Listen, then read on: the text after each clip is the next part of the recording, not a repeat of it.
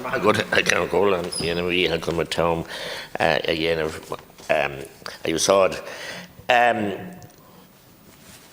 The whole situation, Minister, I wish you well, by the way, in your post, and I look forward to engaging with you, but it's just very, very sad situations. There's nothing more frustrating than, young children and adult children waiting for services and can't get them. And money has been pumped into the system, there's no doubt about that, but there's an awful lot of what I call blackguarding going on. Well, actually it's going on in South Tipperary camps at an appalling rate. Indeed, I have handed in some information from a whistleblower in the staff there in Clonmel. It's shameful what's happening. Children, the most vulnerable children, waiting for basic services, and nothing, blackguarding going on within the system. People not dealing with the public list, forcing them to go private, and getting paid double. Getting paid for the public list even though they don't see him. So we wait investigations there, but something has to happen. Last weekend in Clonmel, the first time it ever happened, on Saturday, I raised it with the authority here last week. And he did admit, in fairness to them, which is a great thing to see, that the system, disability service, is failing, has failed since 2015. He admitted that, and we had another sharp debate on it today. But last Saturday, over 600 people marched through the streets of Clonmel, literally begging for improved services for people with disabilities. We had, testimonies from parents whose children still have no school place for this September, and now others have to travel from Tipperary to Mayo. That's some distance to get a psychological appointment. That's an awful distance. That's 4 hours on a good road now. So with a child with special, issues, it might be a day's travel because there have to be stops and breaks. So that is cruel, and it just shouldn't be. It shouldn't have to happen. We had from parents of children, who, as I said, have no place in September. The worry they have, the angst they have now, up till the holidays in June, and then afterwards, will they have a place? We had from stories of how efforts to recruit to the CDNT teams have been unsuccessful, and the lack of accommodation in Clonmel is having an impact on recruitment efforts. So, because they can't, if they take up the job, they can't get a place to live. And we have told that the special schools in South Tipperary, Scoil Angus and Scoil Cormac, are bursting at the seams. Both Scully, Shin, Toshid, Castlenamoon, Tipperdorn, they're renowned for the work they do, and they're mounted, but they're bursting at the seams, huge waiting lists, and under an awful pressure. And actually, in fact, and the committee in Clonmel now believe that we need a new specialist school in Clonmel. Clonmel is not the biggest, it used to be the biggest, but it's the second biggest inland town in Ireland, and a huge hinterland. So we need a special school newer in Tipperdorn has. We just need it. The need is there for it. And I know I'll be seized on or arraigned on when I say this here. My late brother was a paediatrician of some renown, and he came home from Africa and talked to me and others about the first time I heard the words autism or dyspraxia and dyslexia. I don't know when he was. That's around the late 90s, very late 90s. And he was a champion of children from all over the country and abroad. And he was fighting a battle all the time for those special needs, but he was questioning at that time, what is causing all of this? And we can never correct anything, and no matter what it is, I'll learn from mistakes if we don't look at the mistake and how we made it and what happened. But there must be a need and understanding as to how the explosion of autism, and look, I don't make little of any one boy or girl that has it. It's so tough, and early diagnosis is so important, but we must examine why. The last time I raised this here, I was berated by a certain Mr. Harris, not the politician, the other guy, as I am. Adam, I think was his name. And, we have to be honest. And he was put that seed and that thought into my head at that time. God rest him, he thought she boss, Golua. He was very, very concerned. Something was causing it.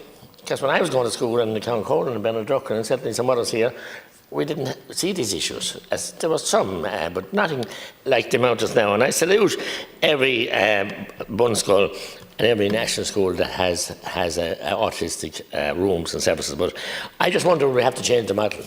I was all for that model, and I think it's a great model. But I think we're going to have to change the model now to have maybe special schools.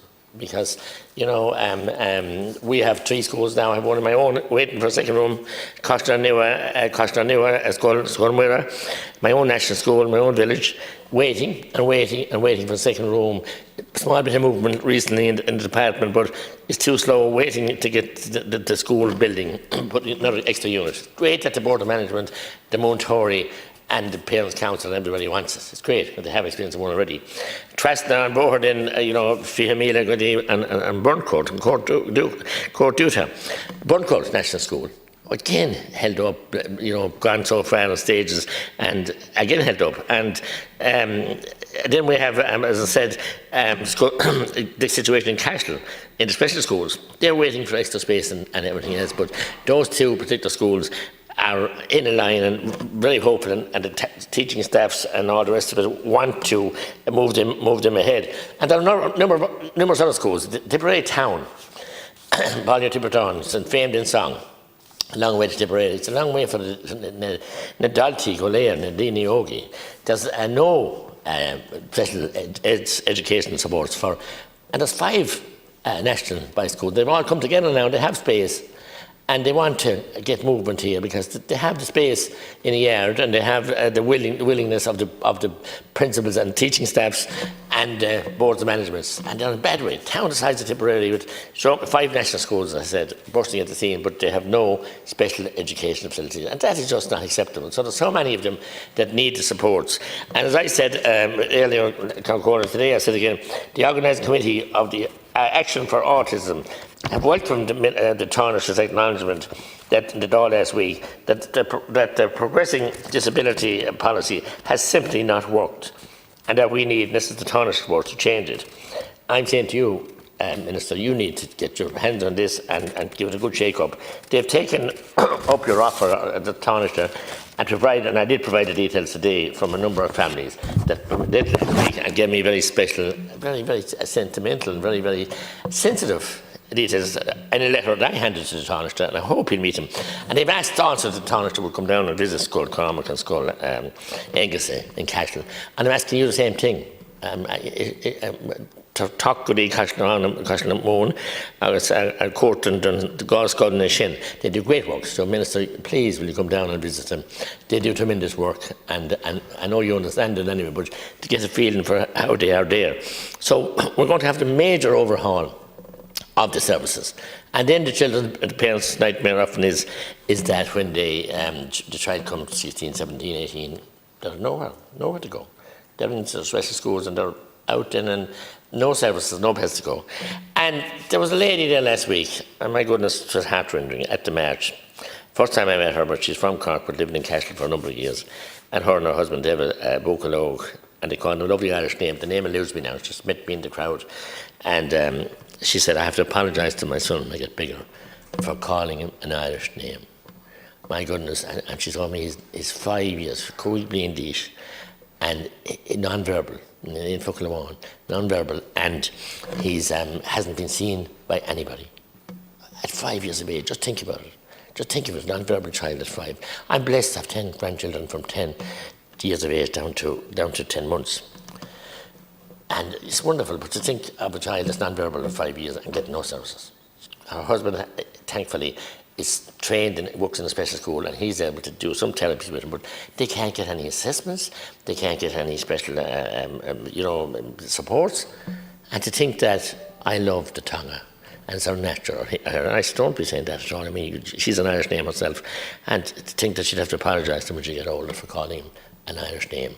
For 2 reasons. I didn't ask her why, but for 2 reasons. One, obviously, is that it'll be more difficult, I suppose. I know one of my own sons got an exemption from Irish because of being on the spectrum and being dyslexic. So I suppose that's one of the reasons. But the other one, I suppose, is the nationality in her blood, and the culture and the heritage and her ducus. It's in her being to call the child that over the Irish name. I can't think of it, but to be telling herself that she'd have to apologise to him because she couldn't get services for his basic, well, more than basic needs, but his needs as non-verbal after 5 years of age. You can imagine the trauma in that house, and the angst, and the worry, and the stress, and not able to get the service. So there's a lot of issues A lot of issues. Money is not everything. The money is flowing in as a health budget. Taoiseach again taking up at 7 billion or something. There's a lot of mismanagement, a lot of wagons to be circled, and a lot of fiefdoms and kind of areas of, and people are minding their own patch, and they're not thinking of the needs of those special children. Okay. Thank you.